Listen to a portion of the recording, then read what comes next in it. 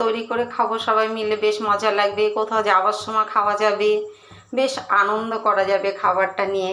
দেখতে থাকুন আমি কি করে করি।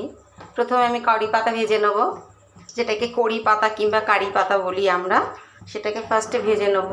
এক এক করে ভাজবো, আপনারা দেখতে থাকুন কীরকম হয়। অবশ্যই জানাবেন, কিন্তু কমেন্ট করে জানাতে হবে। তেল গরম হয়ে গেছে, আগে ভাজবো। বাবা, আমি ভয় পেয়ে গেছি।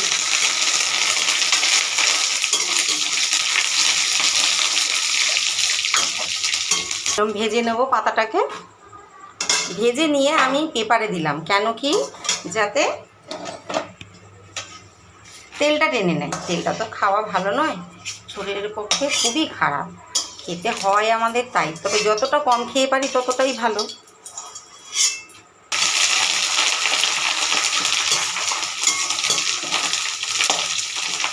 আমিও খাই, ভালোই লাগে খেতে। চলো তাহলে একটু বানিয়ে নিই, আজকে একটু বানিয়ে নিলাম।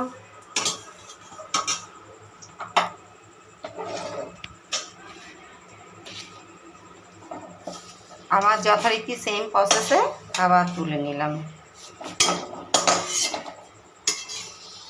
এবার চিড়ে ভাজবো।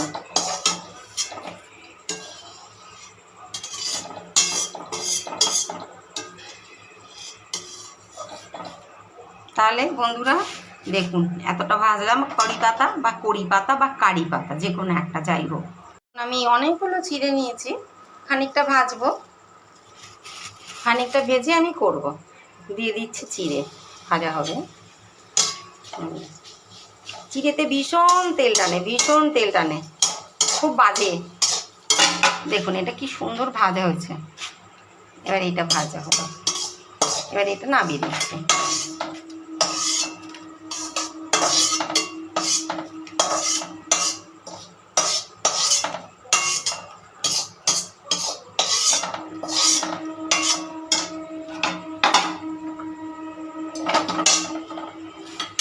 দেখুন এতটা ভাজলাম, আমি আর কিছুটা ভাজবো, বেশি ভাজবো না। এবার আমি দেবো শুকনো খোলায় চিড়েটা অল্প করে। এটা আমি এই জন্য কম বেশি মিশিয়ে নেবো, কম বেশি দুটোকেই মেশাবো। বাদামটাও ভাজছি ঠিক ওই একই প্রসেসে, তেলের মধ্যে দিয়ে দুটো শুকনো লঙ্কা ভেজে নেবো এর সঙ্গে।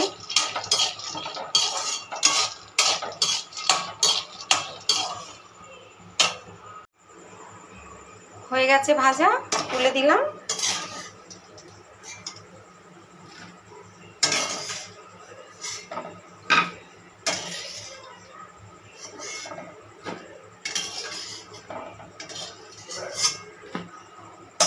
হলো, শুকনো লঙ্কাটা ভেজে নিচ্ছি।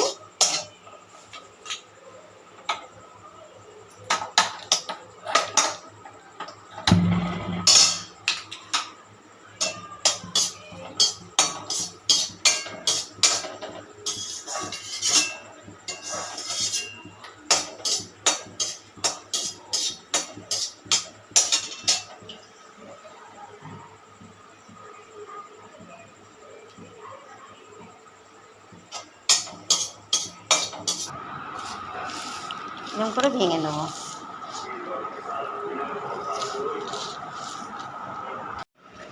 এই যে আমি এর মধ্যে ভরেছি, মেখে এর মধ্যে রেখে দিয়েছি। বন্ধুরা কেমন লাগছে বলুন। একটু ঝুড়ি ভাজে এনে যদি এর মধ্যে ঢেলে দেওয়া যায়, ব্যাস আর কোনো কথা হবে না। একটু খেয়েই দেখি আমি, দারুণ হয়েছে।